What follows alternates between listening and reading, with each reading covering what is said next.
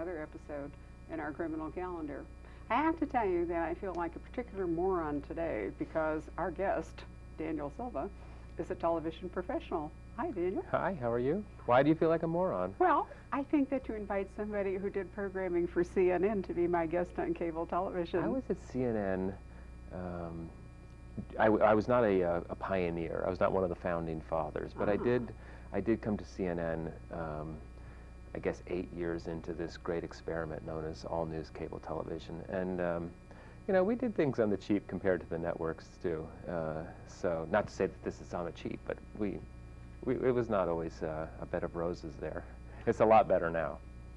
I wish that in my literary life I actually had time to occasionally watch television or even go to the movies, but I find that the book world, to do my load of it, it's just overwhelming.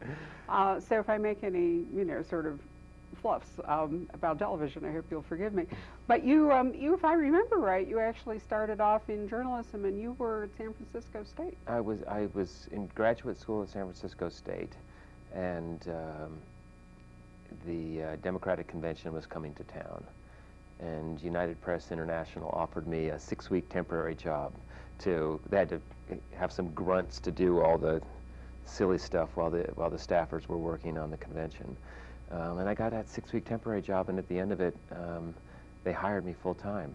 And so I didn't finish graduate school. I took the job, and then a short time later, I was offered a second job at the Peninsula Times-Tribune in Palo Alto. So I would work 6 to 2 in San Francisco, get on Highway 101, go down the peninsula, work 4 to midnight at the Peninsula Times-Tribune. So that's how I started my career.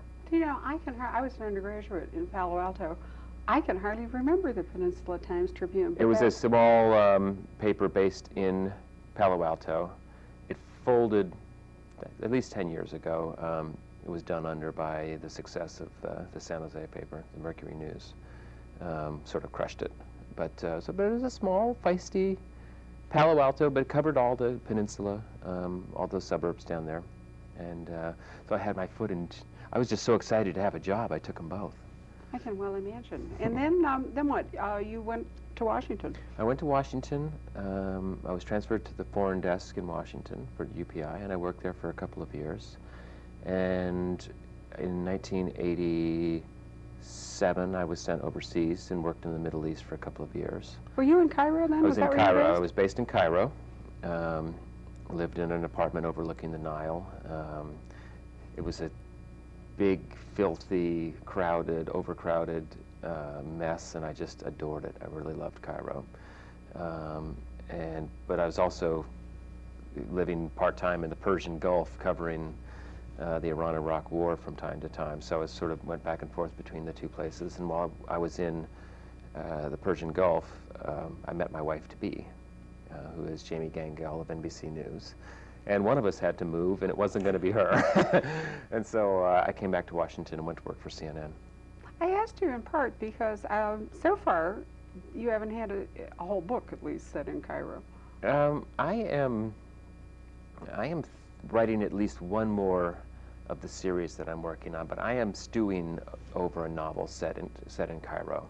I think it's sort of a perfect stage for a novel that I'm thinking about the Islam and our war on terror and some things like that. Early notion is what I would call it, but I do want to go back there and set a novel in Cairo. Yeah, it seems a shame to waste the experience, especially if you liked it. I mean, I've heard conflicting reports. We've had a number of authors who spent time in Cairo. Most seem to love it. If you have been repelled. Well, I loved it, but it was hard to live there. We were sick all the time, the foreign correspondents. I mean, you would go to a cocktail party and people just stand around, you know, discussing the latest gastrointestinal ailment from which they were suffering. We're just all like the hospital. We're all out in the open with it. But it was fascinating, and it was not a time when I never felt any anti-Americanism there.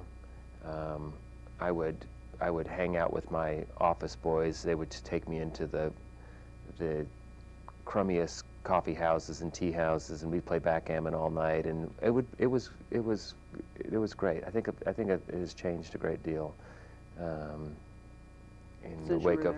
I do, and Egypt has had its own, obviously a lot of Islamic violence there. There was this terrible massacre in Upper Egypt of the tourists a few years ago, and a lot of people don't really realize how much Al-Qaeda is born of that Egyptian tradition. The number 2 man to Osama bin Laden is an Egyptian. Ayman Zawahiri comes from Egypt. So it's a little bit dicey these days, I think. And yet Egypt has a really strong Christian tradition. The whole Coptic Church. It's an oppressed and they enjoy second-class status for the most part, and they live in fear. In a lot of places, just as the Jewish community did that existed there before they were expelled.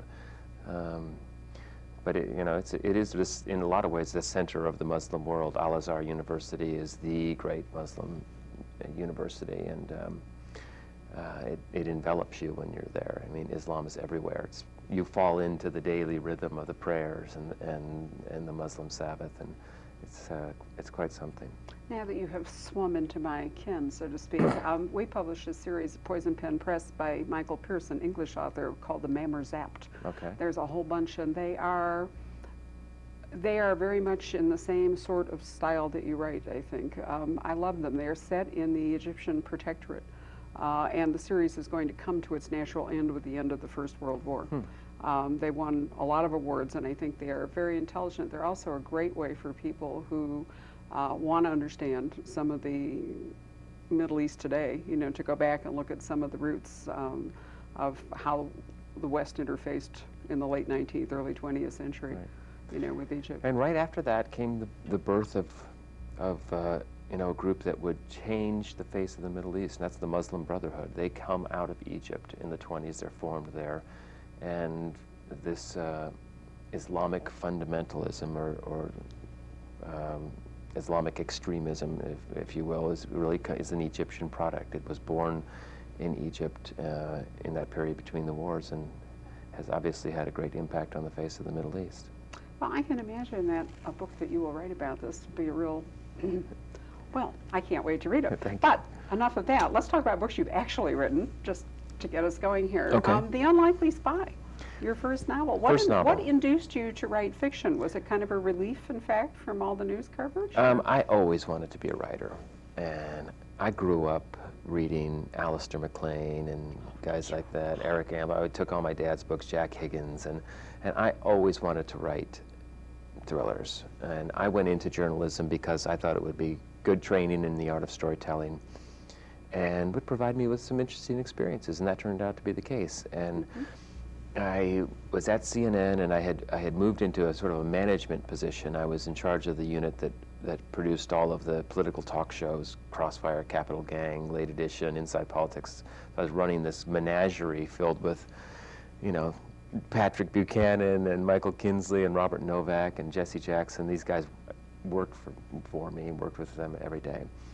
And I wasn't writing anymore, no more news writing, and I felt it was time to try. And I wanted to get as far away from my job as possible. And so every morning for a year or so, I went down and wrote before work, and that was the end result of it. What was the background you chose for An Unlikely Spy? Or is it The Unlikely Spy? The Unlikely Spy. The Unlikely Spy. Well, it's set in England on the eve of D-Day, and it involves a plot to steal a little-known secret of the Normandy invasion. That was the plan to build artificial harbors to ferry supplies and tanks and machinery ashore after the invasion started.